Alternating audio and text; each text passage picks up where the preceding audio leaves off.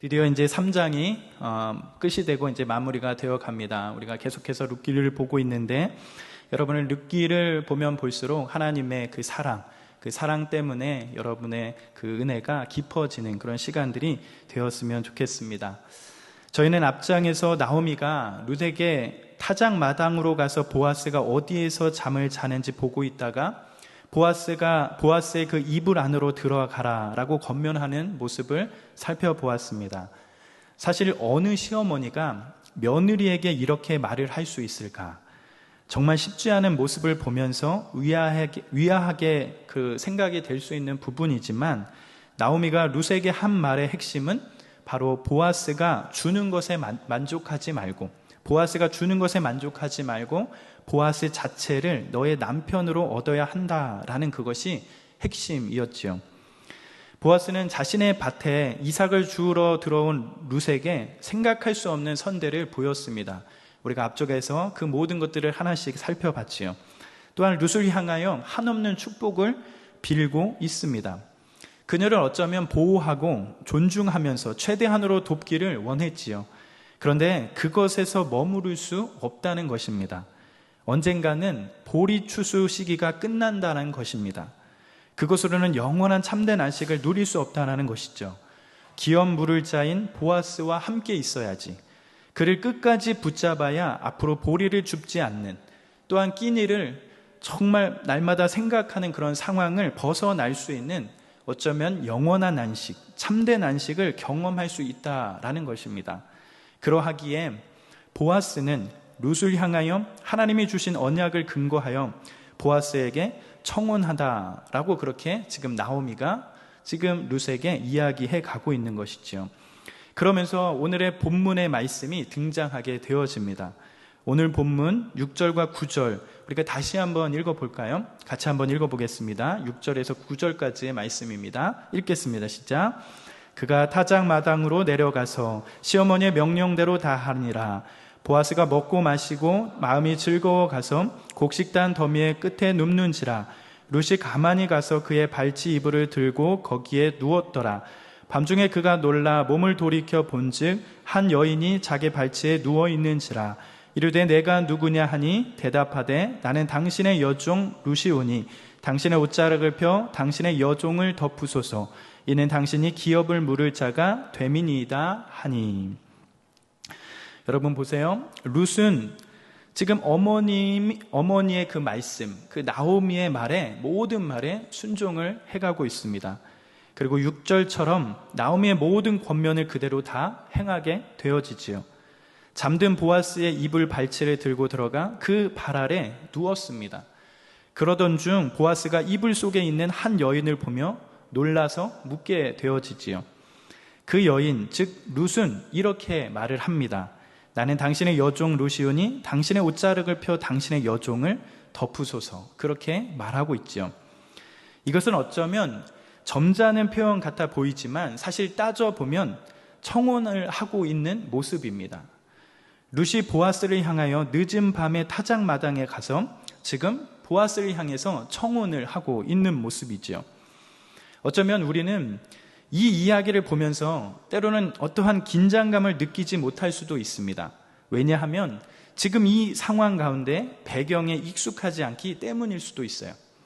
여러분, 고대 사회에서 특히 타작이 끝난 마당, 이 타작마당은 여러분 어떤 곳일까요? 이 타작마당에서는 어떠한 일들이 있었고 이 타작마당은 어떠한 의미가 있을까? 룻과 보아스가 살던 시대, 즉 사사시대의 타작마당의 모습은 여러분 어떠했지요? 사실 룻이 나오미의 권면을 듣고 행하는 이 모든 것은 실제로 정말 대단히 위험한 일 중에 하나입니다. 타작을 마친 후 벌어지는 이 마당에서의 축제는 사실 음주 가무가 행해지면서 때로는 많은 규범들이 무너지고 어떠한 일탈의 축제가 열리는 곳이 바로 타작이 끝난 마당의 모습들입니다. 타작 마당에서 어떠한 일들이 일어나는지 보여주는 말씀이 있죠. 호세아서 9장 1절에 가면 이 타작 마당에 일어나는 그 모습들을 자세히 알 수가 있어요. 우리 호세아 9장 1절 같이 한번 읽어볼까요? 읽겠습니다. 시작. 이스라엘아, 너는 이방 사람처럼 기뻐 뛰놀지 말라. 내가 음행하여 내 하나님을 떠나고 각 타작 마당에서 음행의 값을 좋아하였느니라. 사실 여러분, 호세아서는 지금 룻기의 배경보다 후대에 나온 그런 이야기이긴 하지만, 호세아는 타락한 북이스라엘을 향하여 이방인들이 타작 마당에서 음행하는 것처럼 그곳에서 뛰어놀고 음행하는 것을 지금 이스라엘 사람들을 보면서 경고하고 있습니다. 이처럼 당시 타작 마당은 호세아서가 얘기하는 것처럼 심한 음주가 행해지는 곳, 남자들이 춤을 추는 곳, 어쩌면 심각한 음란적인 행위와 모습들이 있던 장소가 바로 타작 마당, 타작이 끝난 그 마당의 모습입니다.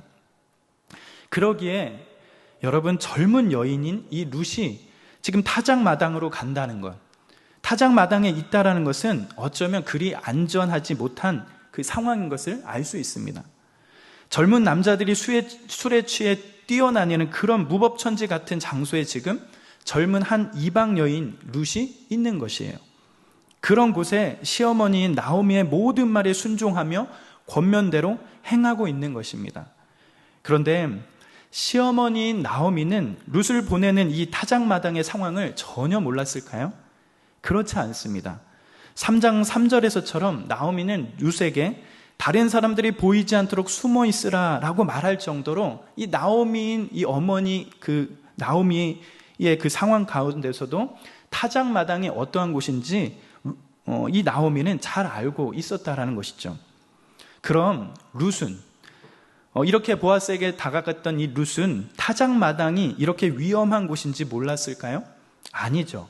룻도 한밤에 타작마당이 어떠한 곳인지 정확히 알았을 것입니다. 그런데 그럼에도 불구하고 시어머니는 권면했고 룻은 타작마당의 위험을 감수하고도 한밤에 그곳으로 향한 것입니다. 그러면서 그곳에 도착하여 잠들어 있는 이 보아스의 발치로 들어가는 그런 용기와 어떠한 모습을 보여준 것이죠. 그런데 이런 상황에서 만약 룻이 보아스의 발치에 들어가서 청혼을 했을 때 여러분, 보아스가 거절해 버린다면 여러분 어떻게 되는 것이죠?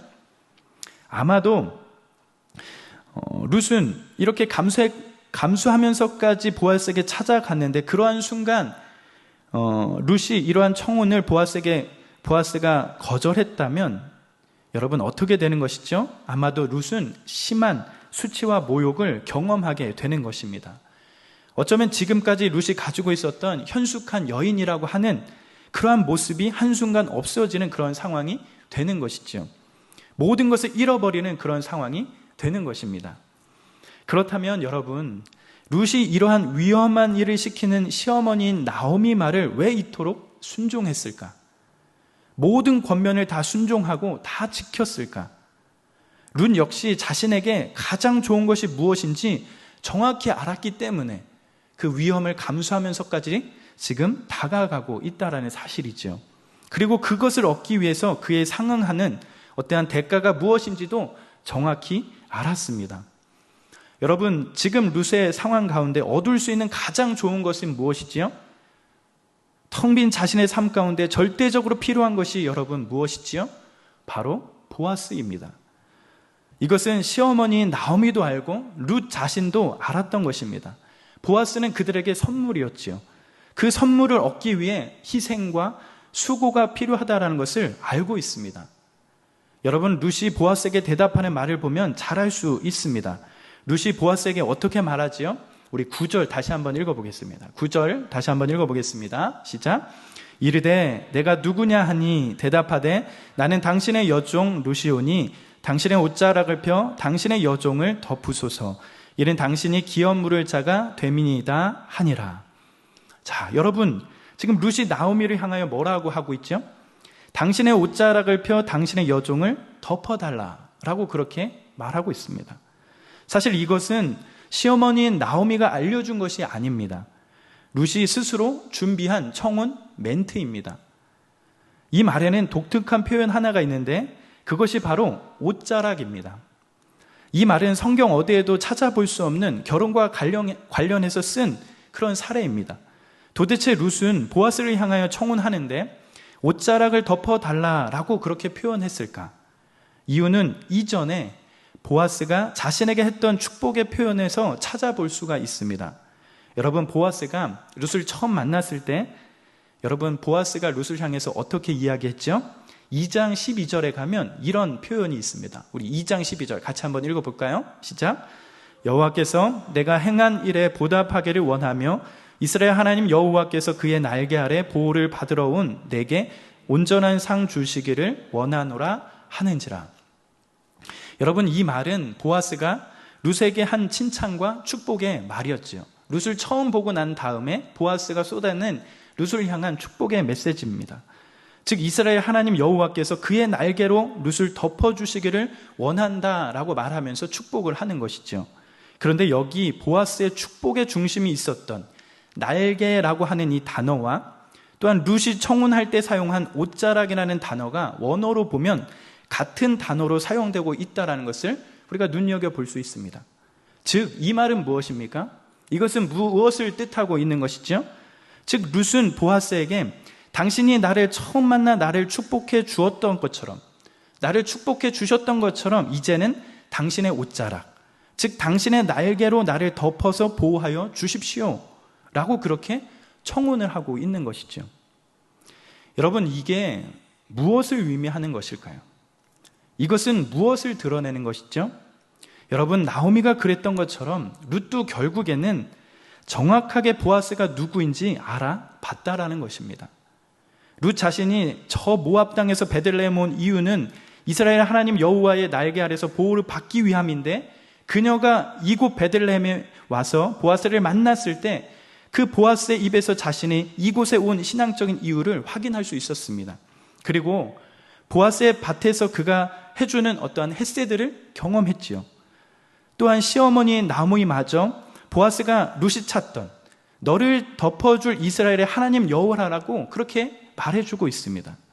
이스라엘의 하나님, 날개로 자기 백성을 덮으시는 분이 지금 눈앞에 보이는 보아스라는 것을 말하고 있다는 것이죠. 그러기에 룻은 그렇게 바랐던 분이 눈앞에 있는데 한밤중이어도 그곳이 위험한 곳일지라도 이 룻은 포기할 수 없었던 것이죠.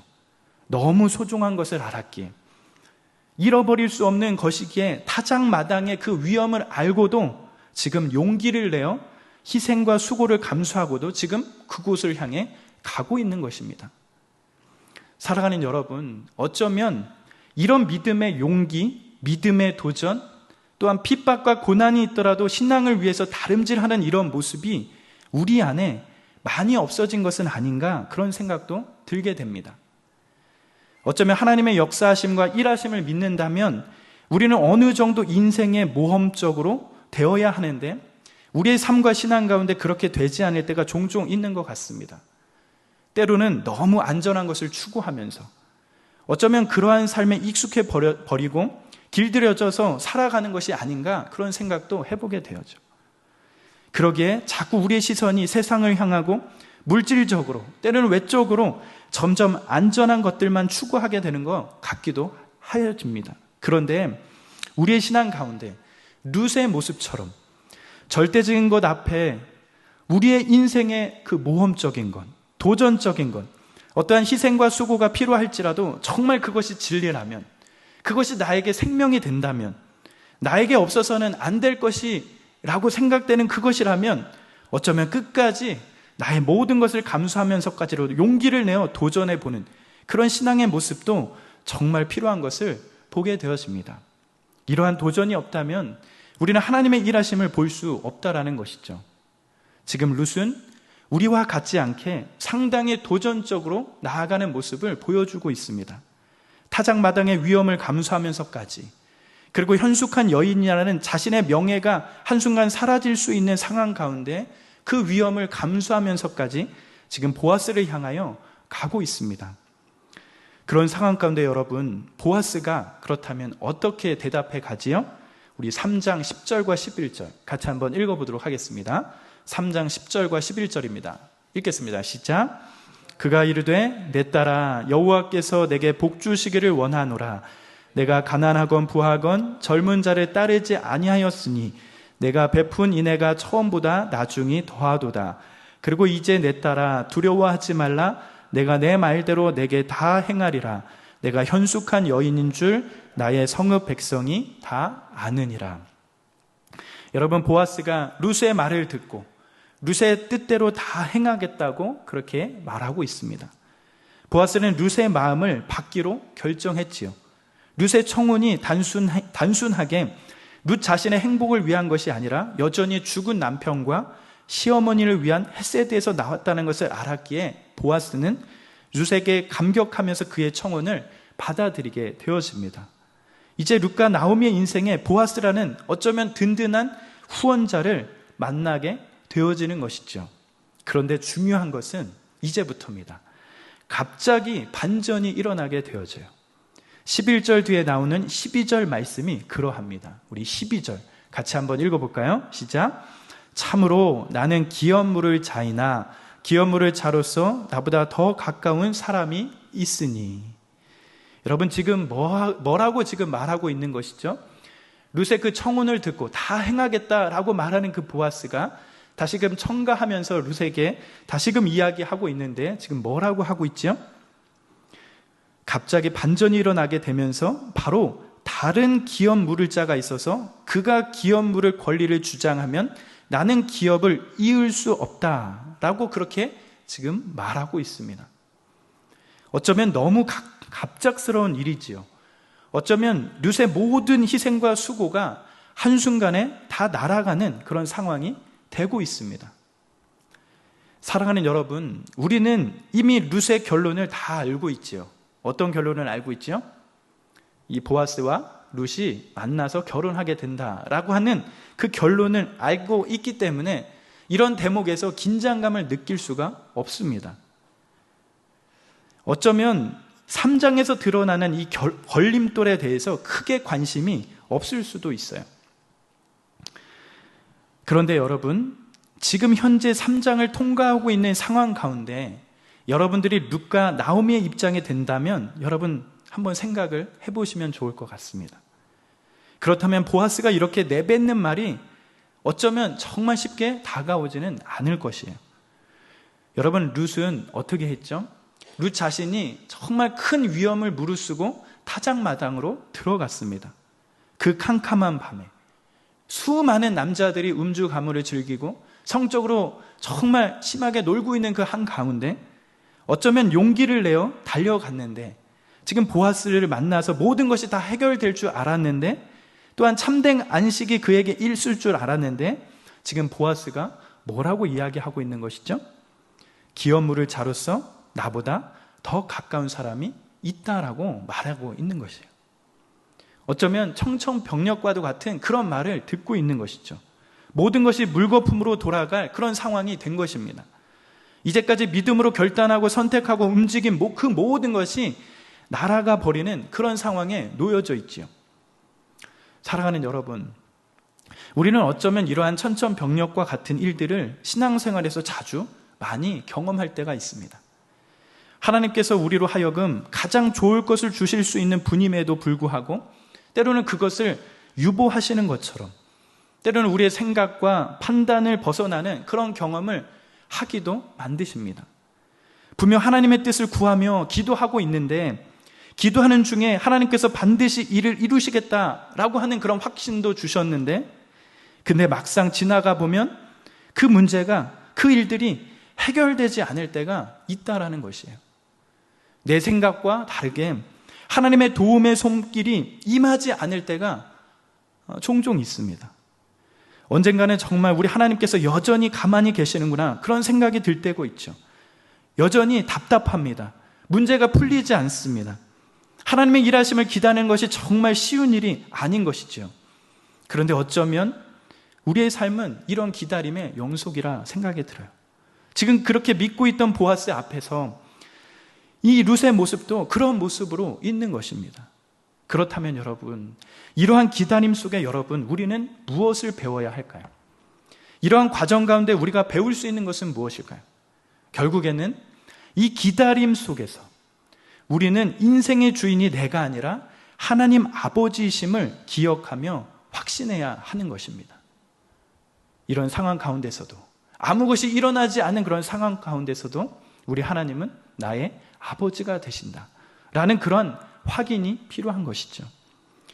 보아스에게 위험을 무릅쓰고 다가온 룻은 보아스를 배려합니다. 룻의 몸에 손대지 않고 또 타작마당의 다른 사람에게도 알리지 않습니다. 자신이 기업 물을 자를 찾아가서 이 부분을 해결하겠다고 말하고는 룻을 그냥 집으로 돌려보내게 됩니다. 그런데 그런 상황 가운데 여러분, 보아스가 보인 행동을 우리는 유심히 살펴봐야 합니다. 여러분, 보아스가 어떻게 룻을 대하면서 보내고 있지요? 우리 15절, 17절 말씀 같이 한번 읽어보도록 하겠습니다. 15절, 17절입니다. 시작. 보아스가 이르되 내 겉옷을 가져다가 그것을 펴서 잡으며 하매 그것을 펴서 잡으니 보리를 6번 되어 룻에게 지어주고 성읍으로 들어가니라. 룻이 시어머니에게 가니 그가 이르되 내 딸아 어떻게 되었느냐 하니 룻이 그 사람이 자기에게 행한 것을 다 알리고 이르되 그가 내게 이 보리를 6번 되어 주며 이르기를 빈손으로 내 시어머니에게 가지 말라 하더이다 하니라. 여러분, 여기서 자꾸 눈에 들어오는 단어가 무엇이지요? 어떤 것이 자꾸 눈에 들어옵니까? 무엇이 반복되고 있지요? 보아스가 룻에게 어떤 행동을 보이고 있지요? 보아스는 룻을 그냥 보내는 것이 아니라 그의 손에 보리 6번 되어 룻에게 쥐어주며 보내고 있습니다. 보리 6번. 이 말씀이 계속 반복되고 있죠. 이 문장을 쓰고 있습니다. 어쩌면 이스라엘에는 이 부피를 다는 제니가 있죠. 재는 단위가 있습니다. 에바나 호멜이라는 이런 단위가 있는데 이런 식의 보리의 양을 재는 것이 아니라 굳이 6번이라는 횟수를 강조하면서 이렇게 제시하고 있는 것일까? 그런 의문을 갖게 됩니다. 어쩌면 이것은 보아스가 보내는 사인이라 생각이 듭니다. 룻을 보내놓고 오매불만 기다리는 나오미에게 보내는 사인이라 생각이 들게 됩니다. 사실 여러분, 이스라엘 사람들은 각각 숫자에 고유한 의미를 붙여가지요. 대표적인 것이 7이라는 숫자입니다. 여러분, 7 하면 뭐가 떠올리십니까? 완전수, 이런 것이 떠오르지요. 하나님의 숫자, 안식을 의미하는 숫자가 7이다. 그런 상징이 있습니다. 그런데 보시면 완전한 7보다 하나가 부족한 6은 여러분 어떤 의미를 담고 있을까요? 아마 이것은 부정적으로 본다면 하나가 부족한 부족함 또는 유사함이란 그런 생각을 가질 수가 있어요. 그리고 이 6이라는 숫자를 긍정적으로 본다면 7이라는 안식으로 가는 마지막 단계, 완전한 그 7이라는 숫자를 가기 전에 마지막 단계, 그런 의미도 있겠지요. 그래서 이제 곧 안식에 도달할 것이다 라는 그런 의미도 있을 수 있습니다. 그러기에 이 6이라는 숫자는 어쩌면 기대와 소망과 위로의 숫자가 될 수 있는 것이죠. 마치 우리 직장에 다니는 청년들이 일주일 중에 어떤 날을 제일 손꼽아 기다리죠? 금요일, 그렇죠?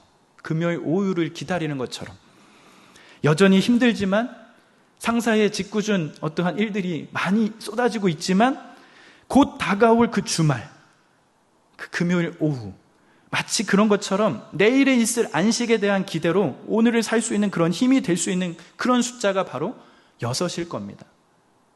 아마도 보아스는 룻에게 6번 되는 보리의 그 양을 쥐해주며 보냈을 때 내가 곧 이 문제를 해결하고 룻을 아내로 맞이하겠다. 절대 이 기다림의 시간이 너무 길지 않게 그렇게 만들겠다. 내가 속히 오겠다라는 그런 약속으로 그렇게 상징하며 보냈을 것입니다. 어떻게든 이 일을 이루어 갈 것이다. 그런 메시지를 던지고 있는 것이죠. 그랬더니 여러분, 이 모든 것을 알고 들었던 나오미는, 집에 있던 그 나오미는 어떤 반응을 보였지요? 오늘 마지막 본문인 18절 말씀 같이 한번 읽어보겠습니다. 18절입니다. 시작.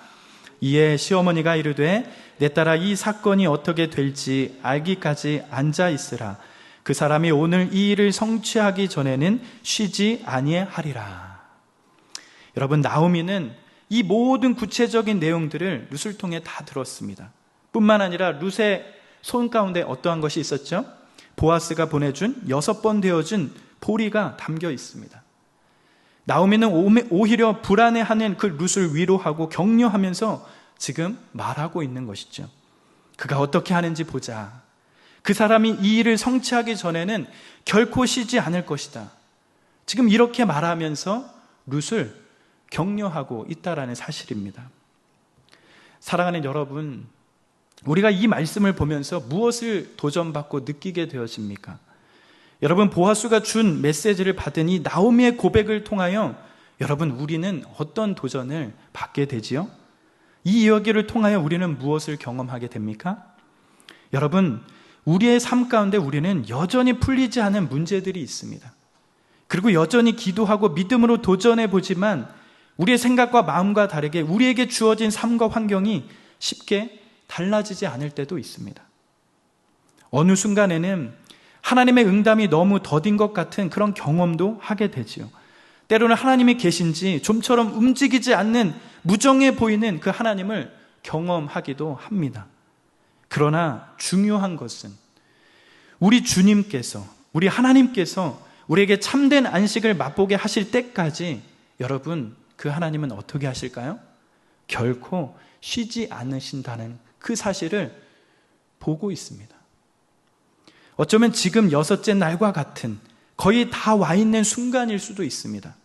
중요한 것은 우리 주님께서 준비하신 참된 안식을 맛보게 되는 순간까지 분명한 것은 소망을 끝까지 붙들고 인내하고 하나님의 하실 일들을 고대하며 살아내는 그 삶이 중요한 것이지요.